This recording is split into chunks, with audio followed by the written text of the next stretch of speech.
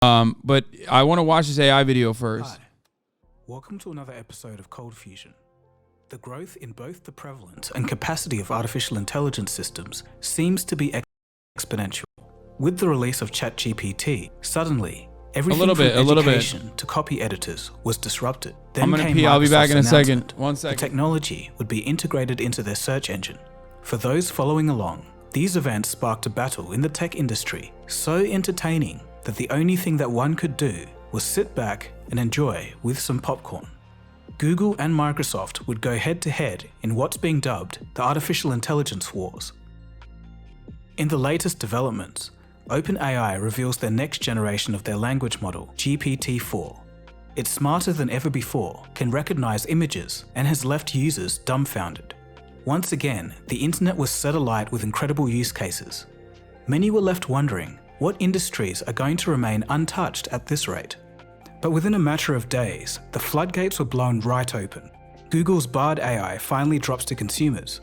ChatGPT starts taking plugin extensions for third-party software, and this includes access to the internet.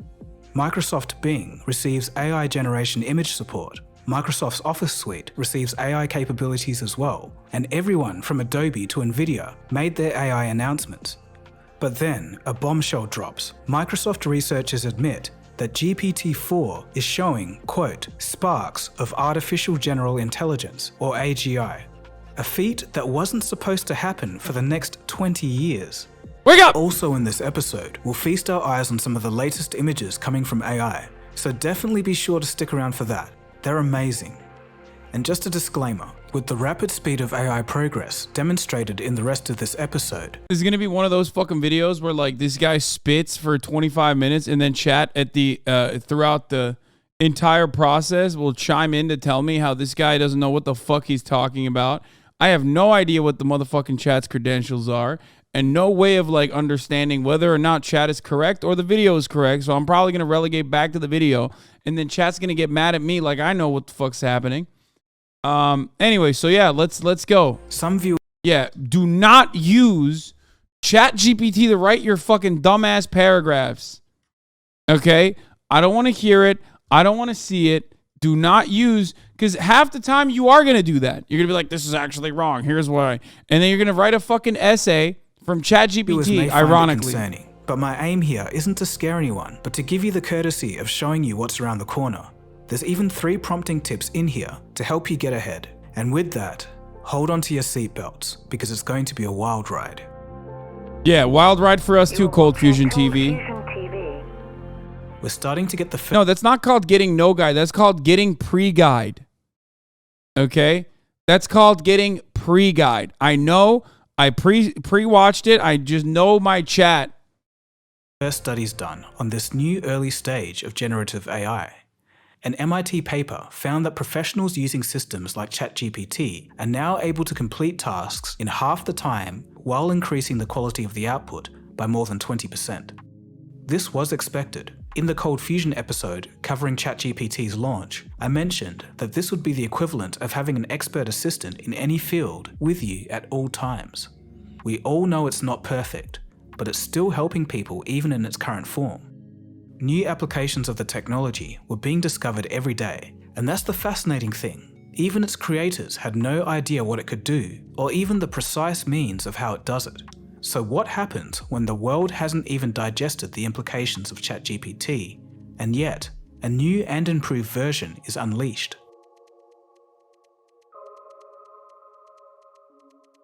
Just recently, OpenAI once again expanded the capabilities of its now famous text generation AI. In the latest version, GPT 4.0, not only has the size of both its input and output been expanded from 3,000 words to 25,000 words, but the model has now become multimodal. In other words, it not only understands text, but images now too. It's very interesting and particularly intriguing, because above just understanding the image, it can also interpret and explain what's depicted within the image. For example, GPT-4 can now look at the groceries in your fridge and even generate a list of dishes that can be made with them. Wait, that's pretty fire. I mean, the technology behind that, not even understanding the image itself, but being able to process imagery like that is actually pretty sick. couldn't that be helpful for blind people? Like that's actually, I mean, I know that that's like, I mean, I know the technology predates ChatGPT. I'm just saying that it's interesting that like ChatGPT can basically use it. Yeah, dude, this technology is awesome. Capitalism, though. I mean, yeah. It can understand and solve an image-based problem, and it can identify humor in multiple photos, even explaining why it's funny. Oh my God, ChatGPT is literally less A-worded than chat whenever there's a fucking joke. Oh my God. This will be genuinely helpful for half of chat. I am ChatGPT. Oh my God, I'm literally I have to do this to you half the fucking time, dude.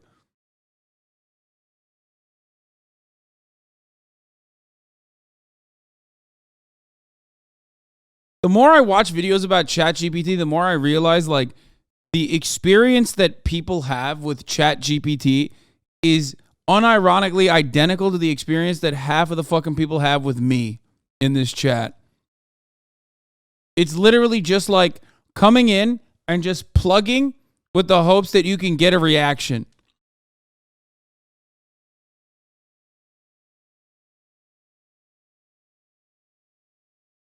And another mind-blowing example is creating a website from scratch while only being shown a shoddy drawing on a piece of paper. It's also smarter in logic. Here's an example of GPT-3 versus GPT-4 on the same logic problem. User: in a room, there are 100 murderers. You kill one of them. How many murderers are left? ChatGPT: if there were originally 100 murderers in the room and you kill one of them, there would still be 99 murderers left in the room. Wait, what? No, now you the would same be... problem with GPT-4. Wait, User: what? there are 500 murderers in a room. You Oh, so they're saying it's stupid. How many are there now? It's GPT-4. stupid in 3. I was like, that doesn't make This sense. seems to be a riddle.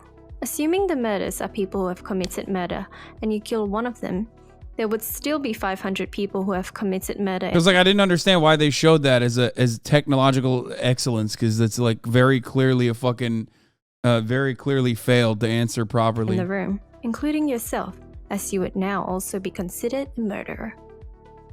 On first glance, I can even see a lot of humans tripping up on this one, so I find this particularly impressive.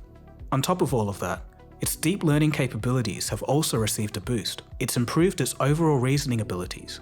As a result, its performance across multiple reasoning benchmarks have increased significantly, reaching a human-like level of common sense. This also applies to standard tests. For example, on the bar exam, the GPT series went from the bottom 10% to the top 10% performance level, and that is just remarkable. Its reasoning capabilities surprised even the OpenAI team. During tests, they discovered that it was able to solve hindsight neglect, a decision-making problem where it had struggled greatly in the past. In this figure, you can see GPT 3.5 scored almost 0, and GPT 4 a perfect score of 100. Improved reasoning also boosted a sore spot for previous models: the factualness of the model.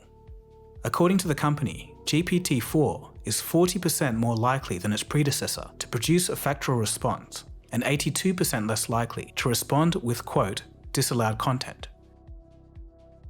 Yet, of course, despite these improvements, the research notes that this model is still biased and can output some questionable information. Now, the interesting thing is, if you're curious about how the team at OpenAI achieved these results, there's little to no information on the subject. That was on purpose. In their release paper, the creators state that this is mainly due to two reasons: competition and security. It seems that Microsoft is putting a lot of pressure on the back end of this technology to remain undisclosed. This is a huge departure from OpenAI's original ethos, and basically the opposite of the norm for the current AI industry up until this point. It seems now like Microsoft is in full battle mode, and the AI wars seem to be in full swing. There may be some potential risks ahead. More on that later.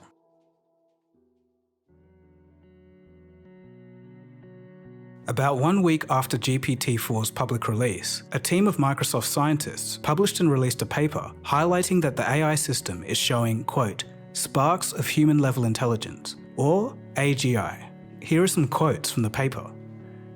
Quote, we demonstrate that, beyond its mastery of language, GPT-4 can solve novel and difficult tasks that span mathematics, coding, vision, medicine, law, psychology, and more, without needing any special prompting. Moreover, in all of these tasks, GPT-4's performance is strikingly close to human-level performance, and often vastly surpasses prior models such as ChatGPT. We believe that GPT-4's intelligence signals a true paradigm shift in the field of computer science and beyond. Given the breadth and depth of GPT-4's capabilities, we believe that it could easily be viewed as an early, yet still incomplete, version of an artificial general intelligence system. So, it's not full AGI just yet, but it looks like we'll be here soon enough if progress continues at the same rate. So in all of this, you might be confused. You might be thinking, I've used ChatGPT or GPT-4, but it doesn't seem that great. Well, it turns out that many people are using it wrong. Of course, there's plenty of prompt engineers out there to give you tips, but here are some of the best ones that I've heard. The trick Stop is to helping make it this do thing, and chat. not think. A good template to follow is as such. Give a specific objective for the output. A vague input will give you a vague answer. Give a specific format for the answer. And lastly, give a specific list of things that it should avoid.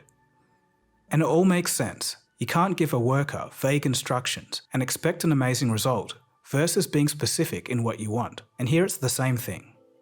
Here are some examples of some people who have figured it out and got GPT-4 to do some amazing things.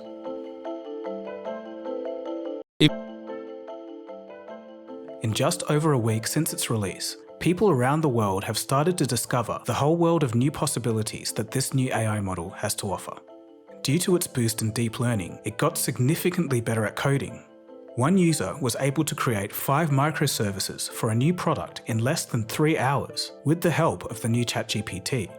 For context, the same service usually takes a human developer around 2 weeks, and it would cost in the range of $5,000. Another user was able to create a Google Chrome extension in a matter of minutes from the ground up. What about an iPhone app built from scratch using just GPT-4, and it's already on the App Store? Its capabilities to create video games has also improved dramatically as well. It can now create games all the way from classics like Snake and Tetris to more advanced 3D prototypes like the original Doom. With its extended input and output, it can now process a lot more information. It was able to find multiple vulnerabilities on a live Ethereum contract. The extended output also facilitates creating deeper content.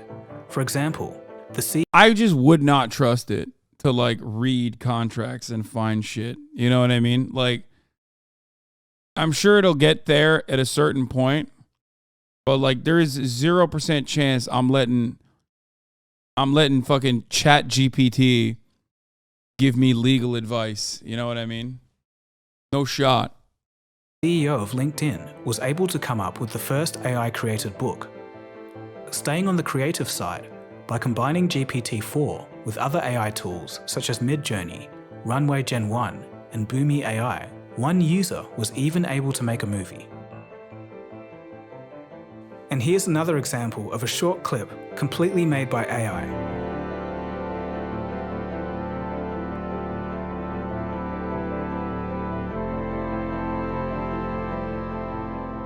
GPT-4 is also able to help with taxes. Or how about drug discovery?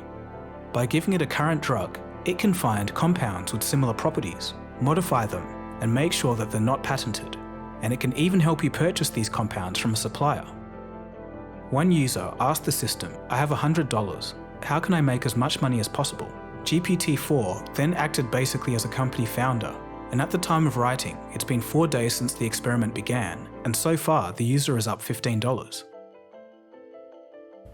You've probably been hearing a lot about ChatGPT. It's this powerful artificial intelligence bot that can write papers for you and maybe even pass a bar exam. But what about having it just make you some money? And I'm talking about real money. This week, one person gave it a simple task, explaining it on Twitter. He said, I gave ChatGPT-4 a budget of $100, and I told it to make as much money as possible. I'm acting as a human liaison, buying anything it says to. That was Wednesday. So 24 hours later, the stakes were raised He made $1 million. Significantly. It's day 2, y'all. I've given Hustle GPT a formal challenge to get to $100,000 cash on hand as quickly as possible. Just sitting, I thought it would be a fun idea. What is my dude looking like, bro? Bro, what the fuck? What the hell? Oh my God. Oh, dude, look at this young Republicans, a Harvard looking ass motherfucker, bro. Stop. What the heck is this? Jesus Christ. I went on Twitter and it really kind of blew up very quickly. And so now we've got a community on Discord of 200 people all trying this Hustle GPT challenge and about 30 people starting their own projects with it. It's been pretty crazy. So I'll tell you exactly what's going on is it suggested this name, Green Gadget Guru. I asked ChatGPT, come up with a business idea, come up with a name, all go. Of course it came up with dog shit, liberal, greenwashing, make you feel good ass, like fake ass fucking marginal. This is going to reduce your carbon footprint as businesses, bro. Of course it did. Go out and buy the domain. That's how you fucking know. That's literally, dude, this is how you fucking know that, like, this is human trained, okay? Its limitations are humans. Get everything set up. It's you in the driver's seat. I'm just the human liaison, like you said. On another note, not related to GPT-4 specifically, but still extremely interesting nonetheless, a Chinese company took this a step further. They made an AI their CEO. It's in charge of analytics, leadership decisions, risk management, and workplace efficiency. What? Since its introduction, the company's stock has constantly outperformed the overall. Dude, how can we, oh, God damn it, dude. Yeah, that's not very fucking Maoist, okay? I'm just going to say it. I'll just, not to disrespect Chinese prosperity, but like, I mean, come on, man. That is like, what the fuck? That literally is oh my God, that is the worst thing that I can imagine. Oh no, dude, what the fuck? I mean, it's proof that CEOs are useless, but also at the same time, it's kind of proof that the more sociopathic you are, the better you are at as being a CEO. That's, oh, Jesus Christ. Market for 7 months now. Companies are also moving rapidly to create new services based on the capabilities of GPT-4. There are countless new projects. These are just a few. Creating personalized bedtime stories for your kids to fall asleep to. AI-powered matchmaking to make your dating life easier. And in the case that you want to file a quick lawsuit, there's also a solution for that. Some of these services are complete game changers for people. One of these is... Yeah, if you want to be fucking annoying, what do you mean?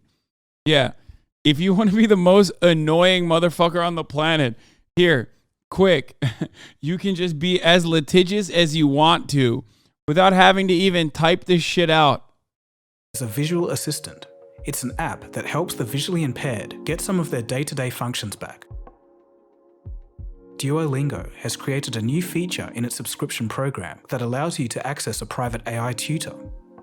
Khan Academy also introduced AI-based tutors for both students and teachers. It seems that the knowledge gap can start to be closed with the introduction of these new tools. It's not only much cheaper, but it offers high levels of personalized education, a problem that has forever plagued the field. So, with human-level reasoning, how far are we from starting to see this type of AI acting on its own? According to its creators, there is evidence that this new model was developing independent long-term plans while accumulating power and resources to carry them out. What? During the testing project by... Okay, I can't tell if this is literally like a hashtag ad for the AI itself, cooked up by the developers, or something that we should genuinely be afraid of. Like, I don't like that. I feel like it's got to be a hashtag ad. Please tell me it's just a fucking way to like scare people into thinking that this thing is smarter than it actually is. Oh my Lord. Oh my God. genuinely be afraid. This is the worst it will ever be. It's constantly getting better. No, I understand that part. Okay, listen, I understand that part. I do. And I think the real fear that should set in the minds of all of you and everyone on the planet is that this thing is not going to revolutionize the workplace. It's going to be used to squeeze more fucking profit out of you. They're going to be like, what? You got an AI bot working with you. Now you can do the job of 11 people for the same pay. Maybe actually less pay. Sorry, we had to do some fucking numbers crunching here. We had to do a little bit of belt tightening. This only increases the profit margins for those who own capital. Technological advances and efficiency always work for the very few at the tippy top that control the markets, that own the means of production, that own the corporations, that are the stockholders, the shareholders. That's it. Yeah, when we say is it socialism or barbarism, it's becoming increasingly less likely that it's socialism. OpenAI, something very peculiar happened.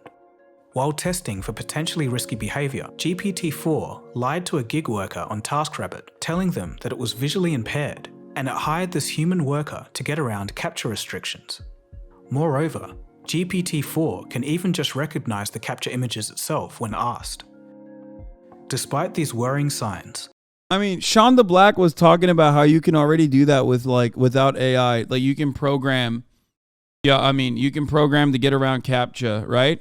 Especially with like image recognition. the model was not able to better itself on its own, even if it had the research. But how long will this last? Nobody knows, not even its creators.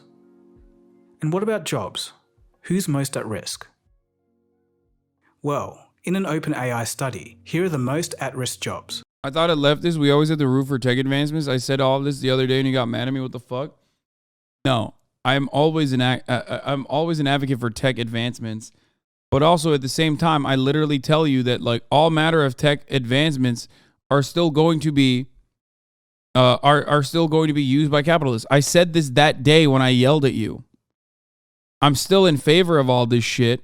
It's just that I'm telling you that what's going to end up happening. I'm not in favor of stopping it, but I'm also telling you that it will be utilized not as a tool for the workers, but as a tool for the capitalists.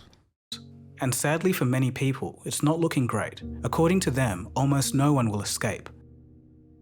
80% of US jobs will be impacted by 10% or more, and the figures should be similar in the rest of the developed world. The worst affected are those in high finance, insurance, data processing, publishing, scientists, and most interestingly, monetary authorities like central banks. Now me personally, I don't think that last one is such a bad thing. The least affected were agriculture, wood manufacturing, food, mining, and construction. And this kind of makes sense. The physical jobs will be the last to go. But the sad thing is, a lot of the world still doesn't even know this is happening, so they're going to be completely blindsided. And this brings us to an interesting discussion.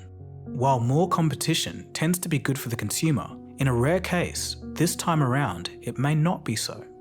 As companies move faster and faster to integrate AI into their solutions, the guardrails of these technologies are starting to be removed. GPT-4 was not supposed to be released this soon. But how crazy is it that like 5-6 years ago, there were so many, not all software developers, okay? But there were a lot of computer programmers who are like, sorry, truck drivers, you're all going to be automated. 5 or 6 years, the Tesla Semi is going to come out. You guys all better learn to code. Here we are in 2023. They can't stop the Teslas from crashing into brick walls. Meanwhile, GPT-4 can code a whole game with like one sentence as a prompt. Maybe your asses should learn how to drive a fucking truck. That's actually a great take. But Larry and Jihad incoming, boys. In the official document, the researchers state that they do not endorse GPT-4's release or Microsoft's deployment plans. It seems like the launch may have been ChatGPT uses Kenyan workers on $2 an hour to come up with its algos? Wait, what? The creators of ChatGPT used Kenyan workers that were paid less than $2 an hour. Let's talk about it. The current version of What? ChatGPT can generate text on almost any topic. Bro, let me tell you something, okay? I mean, this is the least surprising thing. They used Fiverr. Even in the video, they were talking about how they used Fiverr, right? Listen to me. Like, this is another byproduct of, like, releasing AI by capitalists, for capitalists, under the current capitalist structure. The AI itself used Fiverr, which is, like, also no different than what the fuck this is, right? The humans are not only training the AI to think that that level of, like, exploitation of the global south is, like, totally valid and viable. As a cost-cutting measure, the AI is learning that that kind of, like, profit-seeking behavior is actually good if it's being trained to basically constantly improve profit margins. So, do with that information what you will. Automatically, that's what it's gone towards. Topic, but its predecessor, GPT-3, was Source, a TikTok post. I mean, dude, there's, like, obviously a fucking Time article on it too, but there's a goddamn stupid ass fucking paywall behind it, so I can't read it.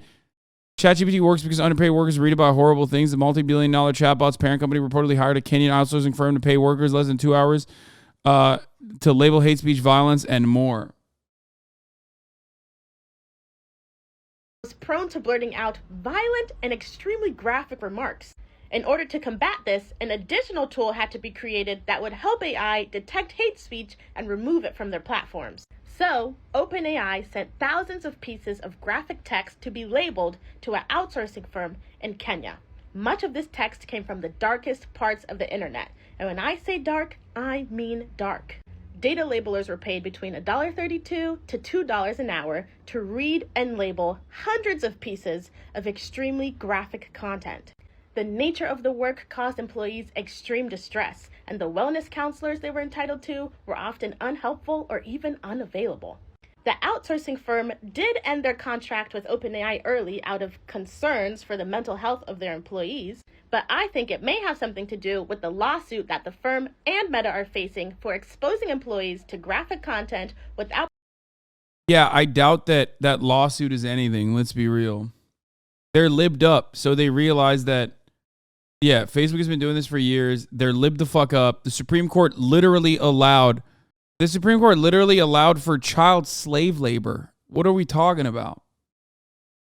Like, I don't know if you guys know this, but, the Supreme Court of the United States basically said it's okay if you outsource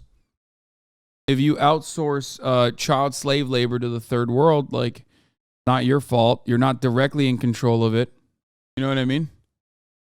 That's where we're at on that front. So content moderation farms like this are commonplace, common practice.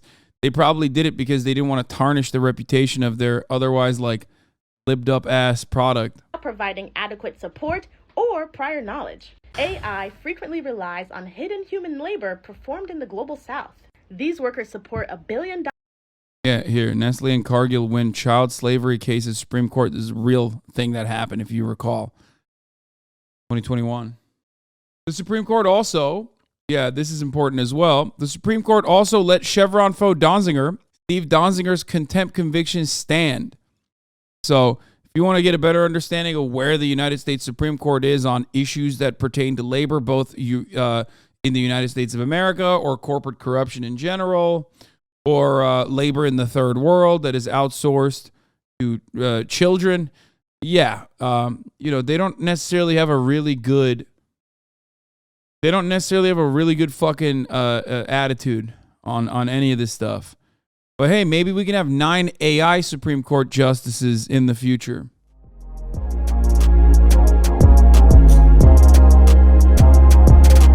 Oh my God, it's